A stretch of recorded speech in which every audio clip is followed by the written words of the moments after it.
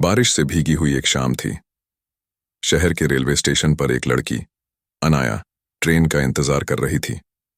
उसका चेहरा उदास था, जैसे उसके दिल का एक हिस्सा कहीं छूट गया हो। दूसरी ओर एक लड़का, कबीर, जो अपनी व्यस्त जिंदगी से परेशान, एक कोने में अपने ख्यालों में खोया हुआ था। ट्रेन आई और दोनों एक ही डिब्बे में बैठ गए। कबीर की नजर अनाया के चेहरे पर पड़ी। उस उदासी के पीछे जैसे कोई गहरी कहानी छिपी हुई थी। उसने हिम्मत करके पूछा, तुम ठीक हो? अनाया ने हल्की सी मुस्कान दी और खिड़की के बाहर देखने लगी। ट्रेन एक पुल से गुजर रही थी, तभी अचानक एक झटका लगा। सब कुछ एक पल के लिए अंधेरा हो गया। जब रोशनी लौटी तो कबीर और अनाया आमने सामने खड़े थे। अनाया ने हिचकिचाते हुए कहा, मैं सब कुछ खो चुकी हूं। कबीर ने बिना सोचे पूछा, सब कुछ मतलब? अनाया ने बताया कि उसका रिश्ता टूट गया है और अब वो एक नए शहर में अपनी जिंदगी फिर से शुरू करने जा रही है। कबीर ने उसे संभालते हुए कहा, जिंदगी हारने का नहीं, नए रिश्ते बनाने का नाम है। ट्रेन के सफर के खत्म होने तक दोनों एक दूसरे से अच्छी तरह बात कर चुके थे। कबीर ने जाते जाते कहा, अगर कभी जरूरत हो तो मुझे याद कर लेना। उसने अपनी पुरानी डायरी का एक पन्ना फाड़ा, उस पर अपना नंबर लिखा और अनाया को दे दिया।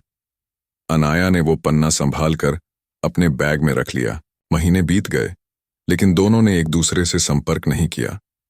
कबीर ने अपनी डायरी में अनाया का वो उदास चेहरा लिख दिया और अनाया अपने नए शहर में अपने सपनों को जीने में व्यस्त हो गई। लेकिन कभी कभी वो पुराना डायरी का पन्ना उसके दिल के किसी कोने में हल्का सा एहसास जगा देता था। एक दिन अनाया के नए सपने पर एक बड़ा संकट आ गया। उसका काम बंद होने की कगार पर था। उदासी में उसे कबीर का दिया हुआ नंबर याद आया। हिम्मत करके उसने कबीर को फोन किया। कबीर ने बिना समय गंवाए कहा, मैं आ रहा हूं। कबीर उसके शहर आया और उसे संभालते हुए कहा, जिंदगी कभी असफल नहीं होती, बस हमें नए रास्ते दिखाती है। तुम खुद पर भरोसा करो। कबीर के सहयोग से अनाया ने अपने काम को फिर से शुरू किया। जैसे जैसे दोनों एक दूसरे के करीब आते गए, कबीर को एहसास हुआ कि वो अनाया से प्यार करने लगा है। एक शाम जब दोनों अपने सपने को पूरा करने के लिए काम कर रहे थे, कबीर ने कहा, अनाया, मैं तुम्हारी जिंदगी का हिस्सा बनना चाहता हूं। क्या तुम मुझे अपना बनाओगी? अनाया की आंखों से आंसू बहने लगे, लेकिन इस बार ये खुशी के आंसू थे।